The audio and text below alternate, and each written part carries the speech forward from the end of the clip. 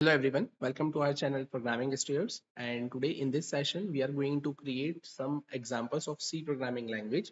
आज के इस सेशन में हम यहाँ पर कुछ बेसिक एग्जांपल्स देखने वाले हैं सी प्रोग्रामिंग लैंग्वेज के अंदर। जैसा कि मैंने अपने प्रीवियस सेशन में आप लोगों को बताया था कि हमने हेलो वर्ल्ड का एक प्रोग्राम यहाँ पे क्रिएट किया था, और आज के सेशन की अगर अपन बात करें तो आज के सेशन में हम कुछ basic examples C programming language में क्रिएट करने वाले हैं, राइट। जैसा कि आपकी स्क्रीन पर यहाँ पर आपको वीएस कोड ओपन दिख रहा है, तो अब अगर हम बात करें हमें करना क्या है, तो हम आ जाते हैं यहाँ पर। यहाँ आने के बाद में हम एक नई फाइल क्रिएट कर लेते हैं, और मैं यहाँ पर न्यू फाइल पर आता हूँ और मैंने यहाँ पे मेंशन कर दिया है program2.c। ठीक है, एक्सटेंशन मेरा होना चाहिए .c। फाइल का नाम मेरा कुछ भी हो सकता है, तो मैंने program2.c से एक नई फाइल क्रिएट कर ली है। अब नई फाइल क्रिएट करने के बाद में अगर हम बात करें तो मैं यहाँ पर डॉक्यूमेंटेशन पार्ट में यहाँ पर एक हेडिंग मेंशन कर देता हूँ अपने कमेंटेड सेक्शन के अंदर। सी प्रोग्रामिंग के केस में अगर आपको कमेंट अगर मेंशन करना है, कमेंट बोले तो आप सिंपली ऐसा बोल सकते हैं कि ऐसा कुछ कंटेंट आपको लिखना है आपके प्रोग्राम में, बट आप नहीं चाहते कि कंपाइलर उसे कंपाइल करे, तो उस केस में आप अगर सिंगल लाइन कमेंट लिखना चाहते हैं तो उससे आप डबल फॉरवर्ड स्लैश से रिप्रेजेंट करेंगे, और अगर आपको मल्टीपल लाइन कमेंट अगर मेंशन करना है तो आप कुछ इस अकॉर्डिंगली मेंशन करेंगे। ये होता है आपके पास में मल्टीपल लाइन कमेंट। ठीक है, और अगर अपन बात करें यहाँ पर तो ये होता है आपके पास में आपका सिंगल लाइन कमेंट।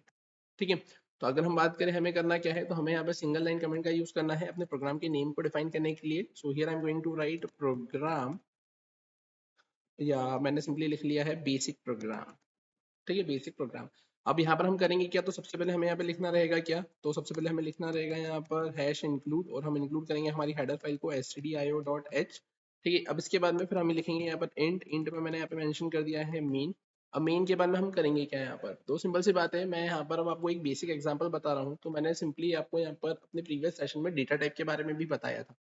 तो डेटा टाइप के केस में आपने देखा था कि यहाँ पर हम लिख सकते हैं अपना डेटा टाइप। डेटा टाइप में मैंने लिखा है यहाँ पर इंट, और यहाँ पर मैंने मेंशन कर दिया है एक वेरिएबल।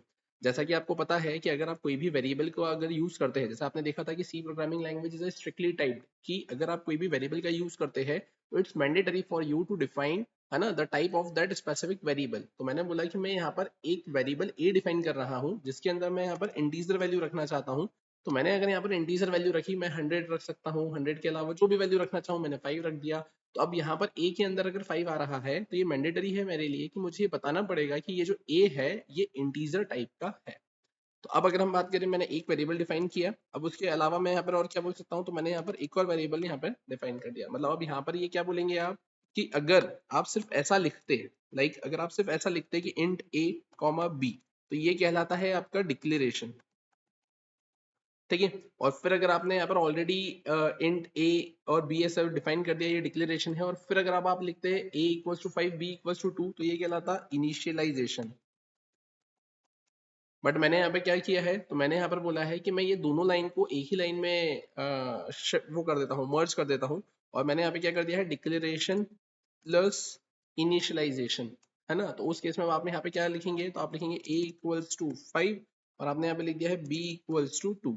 तो इससे क्या हो गया, इससे आप ऐसा बोल सकते हैं कि अगर आप यहाँ पे int a equals to 5 b equals to 2 अगर ऐसा लिखते हैं, तो यहाँ पर आपका डिक्लेरेशन भी हो रहा है और इनिशियलाइजेशन भी हो रहा है।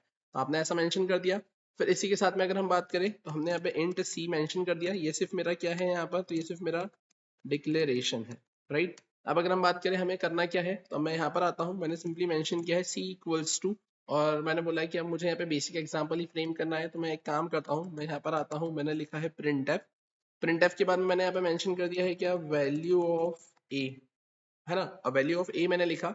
अब इसके बाद में अगर मैं चाहता हूँ यहाँ पर ए की वैल्यू को प्रिंट करवाना, तो उस केस में आपको करना क्या रहेगा कि आपका जो भी स्टेटमेंट प्रिंट होगा वो डबल कोट्स के अंदर जो भी लिखा होगा वो एज इट इज प्रिंट होगा। और अगर आपको किसी स्पेसिफिक वेरिएबल की वैल्यू को भी अगर प्रिंट करवाना है तो डबल कोट्स के अंदर ही वो वैल्यू वहां पर प्रिंट होगी। तो फिर उस केस में अगर अब मैं यहाँ पर डायरेक्टली ए ऐसा मेंशन कर देता हूँ, तो यहाँ पर ये जो ए होगा, तो ये ए और ये ए, तो कंपाइलर तो कंफ्यूज हो जाएगा और दोनों ए को एज अ कैरेक्टर ही कंसिडर करेगा, और कैरेक्टर कंसिडर करने के साथ में वो वैल्यू ऑफ ए को ही प्रिंट कर देगा। बट मैंने बोला कि यहाँ पर ये तो मुझे नॉर्मल कंटेंट, मतलब ये वाला जो वैल्यू ऑफ ए है ये तो मुझे नॉर्मल एक स्ट्रिंग के तौर पे कंसिडर करवाना है, लेकिन मुझे इसे यहाँ पर एज अ, मतलब ये वाला जो ए है ना, यहाँ पे ये जो सेकंड ए है, मुझे यहाँ पर इसे वेरिएबल के तौर पे कंसिडर करवाना है, ये वाले कॉलन के बाद वाले ए को। तो फिर उस केस में अगर हम बात करें तो हमें यहाँ पे क्या करना रहेगा, तो हमें उस स्पेसिफिक वेरिएबल को कॉमा करके बाद में लिखना रहेगा। और अब इस स्पेसिफिक, ये जो कॉमा करके बाद में मैंने ये जो वेरिएबल लिखा है, इस स्पेसिफिक वैल्यू को अगर मुझे प्रिंट करवाना है तो ये किस टाइप का वेरिएबल है, इंटीजर टाइप का वेरिएबल है, क्योंकि आपने देखा कि ए किस टाइप का है, इंटीजर टाइप का है। तो फिर उस केस में आपको जहां पर भी डबल कोट्स के अंदर उस स्पेसिफिक वेरिएबल की वैल्यू को प्रिंट करवाना है, तो उस केस में आप यहाँ पे क्या लिखेंगे, फॉर्मेट स्पेसिफायर लिखते हैं। और जैसा कि मैंने आपको बताया था कि इंटीजर का फॉर्मेट स्पेसिफायर होता है %d, तो आप यहाँ पे मेंशन कर देंगे %d।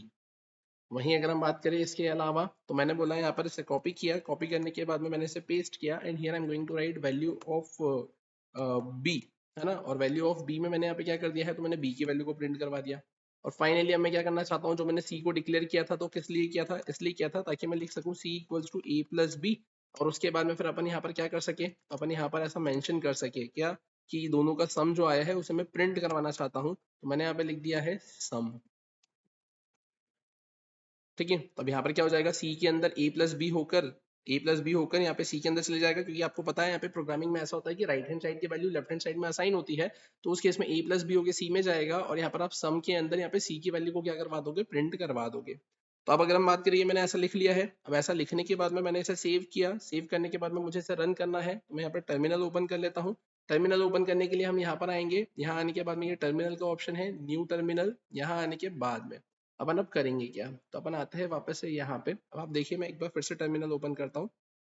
मैंने टर्मिनल ओपन किया, न्यू टर्मिनल, मैं यहाँ पर आ गया। अब यहाँ आने के बाद में मैं लिखूंगा क्या, तो मैंने लिखा है GCC PROGRAM प्रोग्राम 2.c, है ना। मुझे यहाँ पे सबसे पहले अपने प्रोग्राम को कंपाइल करना रहेगा। मैंने कंपाइल किया, कंपाइल करने के बाद में ये सक्सेसफुली कंपाइल होगा। आप देखेंगे यहाँ पर आपके पास में a.exe वो एक ही फाइल रहेगी। और अभी आपने यहाँ पे प्रोग्राम 2 को कंपाइल किया है, तो a.exe में प्रोग्राम 2 का क्या है, यहाँ पर आपका कंपाइल्ड कोड रहेगा, राइट।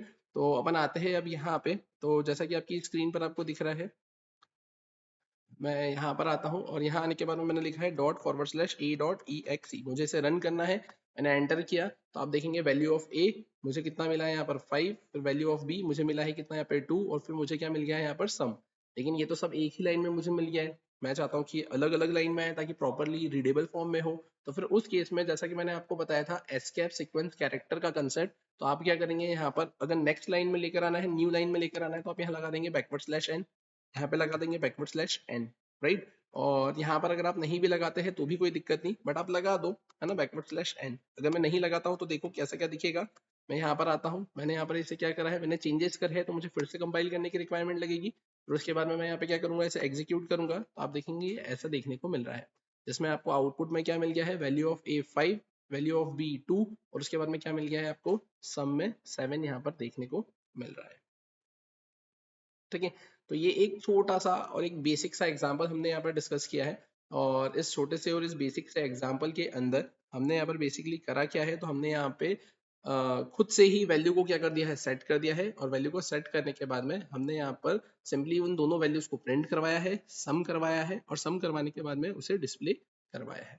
तो ये एक बेसिक सा आपका प्रोग्राम है 2 नंबर को ऐड करने के लिए। तो आप ऐसा बोल सकते हो, basic program to add 2 numbers in C language। ठीक है, तो एक बेसिक सा एग्जांपल हमने देखा है। इसके आगे के और एडवांस एग्जांपल के लिए हम कंटिन्यू करेंगे हमारे नेक्स्ट सेशन में। Thank you.